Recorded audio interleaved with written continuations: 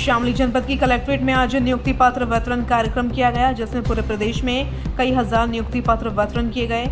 UP Lucknow से सीधा प्रसारण मुख्यमंत्री जी द्वारा नियुक्ति पत्र वितरण करने के बाद शामली जनपद में भी करीब 1.5 दर्जन से ज्यादा महिलाओं और लड़कियों को नियुक्ति पत्र सौंपा गया है। नियुक्ति पत्र पाने के बाद महिलाओं का कहना है कि किसी भी कीमत पर हार नहीं माननी चाहिए। परिवार के सपोर्ट से हर मंजिल हासिल होती है।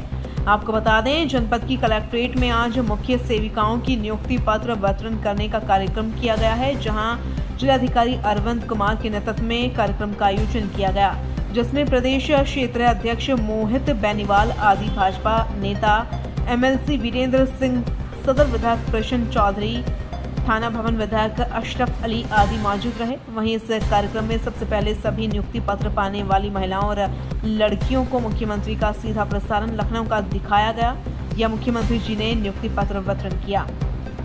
वहीं फिर बाद में सामने जनपद के जिलाधिकारी अरविंद कुमार, एमएलसी वीरेंद्र सिंह, सदर विधायक प्रशांत चौधरी और थाना भवन विधायक अशरफ अली के द्वारा मौसम द्वारा सभी नियुक्ति पत्र पाने वाली महिलाओं और लड़कियों को नियुक्ति पत्र वितरण किया गया, जहां भाजपा नेता विधानसभा परिषद सदस्य मोहित बेनीवाल ने बताया कि मोदी जी और योगी जी की डबल इंजन की सरकार में पारदर्शिता के साथ इस भर्ती को कराया है, जहां अब मासूम बच्चों के लिए खाने पीने और पौष्टिक आहार को हर स्थिति में पारदर्शिता के साथ बच्चों तक पहुँचाया जाएगा। सर, आज नियुक्ति पत्र दिए गए मुख्यमंत्री जी ने दिया, आप लोगों ने किस विभाग के थे, कितने दिए गए?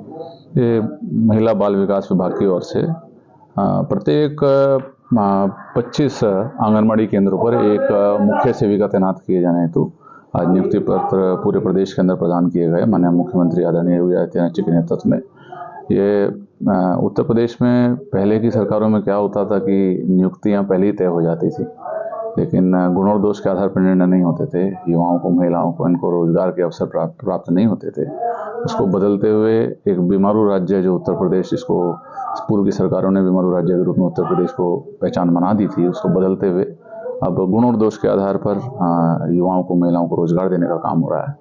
और आज उसी कार्यक्रम के निमित्त हजारों महिलाओं को नियुक्ति पत्र प्रदेश द्वारा प्रदान किए गए हैं। उस शामली के अंदर भी 19 सेविकाओं के नियुक्ति पत्र हम लोगों ने यहाँ पर प्रदान किए हैं।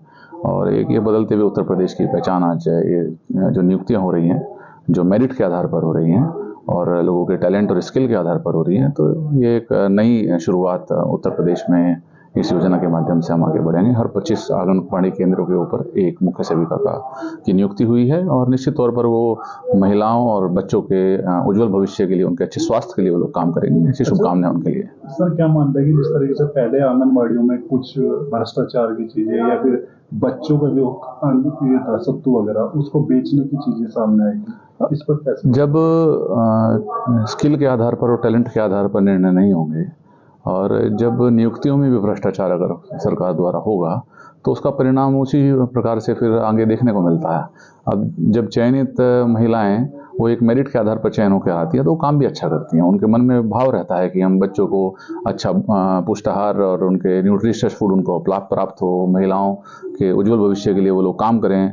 तो वो बदलाव तभी आता है जब ऊपर से बदलाव मिलता है। और इस बार योगी जी ने, माननीय मोदी जी की प्रेरणा से उत्तर प्रदेश में इन बदलावों के माध्यम से रोजगार के अनेकों अवसर प्रदान किए हैं। और ख़ास तौर पर मैं कह सकता हूँ कि अब बिना खर्चे के और बिना किसी भेदभाव के हम लोगों ने उत्तर प्रदेश के अंदर निश्चित तौर पर एक बड़ी संख्या में रोजगार युवाओं को और महिलाओं को देने का काम किया है। अगर आपके पास टैलेंट है, आपकी स्किल है, आपके पास काबिलियत है तो आपको रोजगार मिलेगा और उसी आधार पर नियुक्ति। अमेरिका ने टैरिफ भारी भरकम लगाया है देश पर और प्रधानमंत्री जी ने लाल किले की प्राचीन से भी स्वदेशी अपनाने का संदेश दिया है, तो इसको कैसे नजरिए से देखते? देखो, जब जब समस्याएं देश के सामने आई हैं, माननीय मोदी जी के नेतृत्व में देश ने आपदाओं को अवसर में परिवर्तन करने का काम किया है। टैरिफ उन्होंने लगाया, लेकिन आज भारत की स्थिति है कि हम मेक इन इंडिया की बात करते हैं।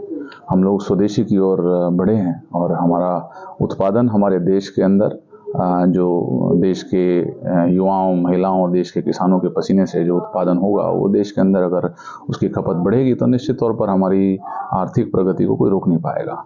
और मोदी जी ने उसी ओर इशारा भी किया है और लोगों का मन भी है। और मुझे लगता है कि ये सब छोटे विषय हैं, बीच में उन्होंने बढ़ाया, अमेरिका ने जो टैरिफ बढ़ाया है उसका प्रभाव थोड़े समय में दिखाई दे सकता है, बट अगर हम दूरगामी सोचेंगे तो इसमें भी अवसर